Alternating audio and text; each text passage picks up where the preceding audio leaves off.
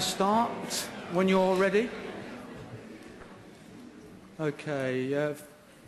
Good morning and welcome to this, the third annual Access to HE Summit. It's grown each of the years that we've been running it, so you're very welcome to today's event. We've got a very packed programme, all kinds of things, so we're going to press on with the programme. I just want to say a few things by way of introduction and welcome. One of the things that we've found over the last 3 years is that interest and support for the summit has really grown. So today's summit involves some 15 organisations, stakeholder groups. And I think that really demonstrates both the need and the desire to collaborate and cooperate in this key area for higher education policy. So I'd like to welcome you to today's summit. Hope you have a really stimulating day. It's really an opportunity, I think, to take stock of what's happening in the broad field of access to higher education and to make sure we keep the spotlight firmly fixed on this issue. The purpose and the need for a summit, I think it's kind of obvious in a way, but worth reiterating. Firstly, the point of making sure that we encourage government and others to keep this in the forefront of their mind. I think one of the key successes that we've had as a community in this area is to ensure that the game has changed. We no longer can think about access to higher education as a secondary thought, a marginal consideration. Actually, it is at the heartland of opening up higher education to more and different people, and at the heartland of economic success. So I think those two things have been well made, and I think we've changed the terms of the debate through gatherings like this over the years.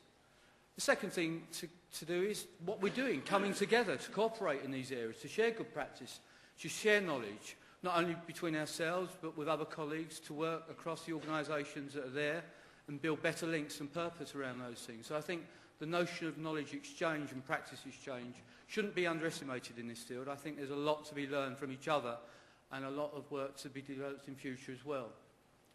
And I think the final thing is, as a community, to inform the agenda.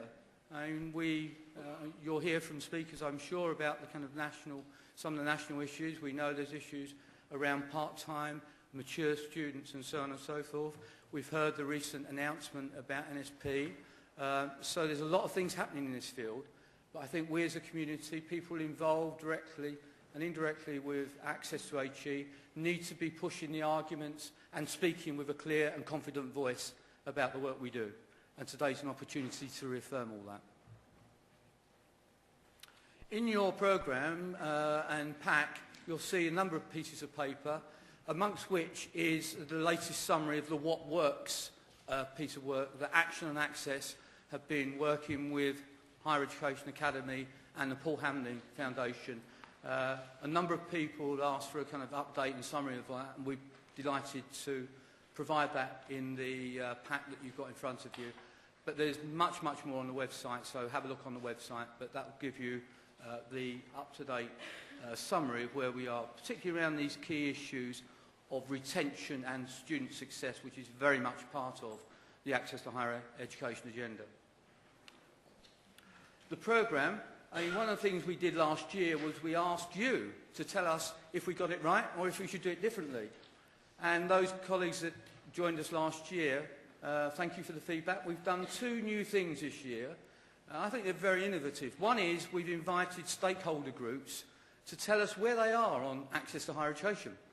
And we have, I think, Andrew, 12 papers? 12 papers as part of the discussion groups today, where you're going to have an opportunity to hear from colleagues from each of those stakeholder groups to enrich and discuss their contribution and their position around access to HE. And that was something that came directly from the feedback we had last year. The second thing is making sure we hear the voice of practice in all of this. And to that end, we've had a survey of practitioners, and Fiona and Andrew are going to feed back some of the headline comments from the practitioners groups to the conference today, and we look forward to that later on in the programme. Okay. One of the things I think we've been discovering over the last 3 years, cooperating in the way we have, as I said, we now have 15 supporting organisations and partners, is that we're building effectively an alliance around the issues of access.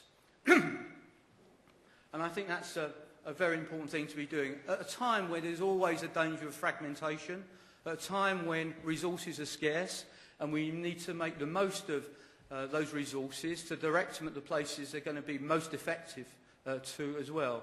So the importance of coming together to share information, to signpost our events, to make sure that we're not bumping into each other but complementing each other, seems to me a very important part of the process of pushing the agenda for access to higher education. So over the last year or so, we've been working on this notion of an alliance of existing groups that can come together in a way that preserves their role and their integrity, but also enhances our individual ability to do things and make comment and work together. And so over the next few months, we'll be rolling out that Access Alliance idea, working with other stakeholders, particularly around the notion of regional partnerships and delivering that capacity regionally. There's a real hole, I think, left in that area, and it's one that needs to be addressed, and one that I'm sure the Access Alliance working group will turn their attention to. So I hope you keep an eye on that, and hope you support us as we move forward, particularly as we think about funding for building regional partnerships and networking. Okay, I think that's all I need to say in terms of overview and introduction, but I need to just give you a few housekeeping announcements before I invite our first speaker to kick off this year's summit.